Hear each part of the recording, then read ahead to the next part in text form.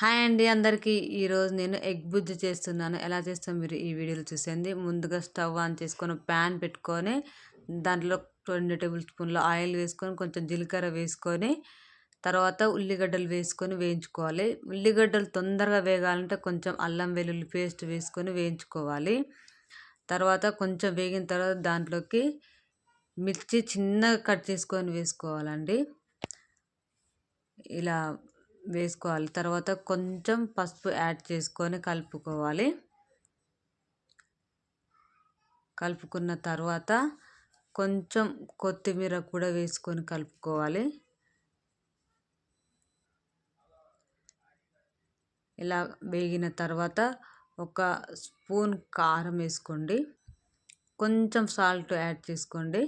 ఇలా కలిపేసుకోండి. ఒక 2 మినిట్స్ ఉంచేసేయండి. కలుపుకున్న తర్వాత ఇంకా ఎగ్స్ని అయితే ఇలా వేస్తున్నాను నేను.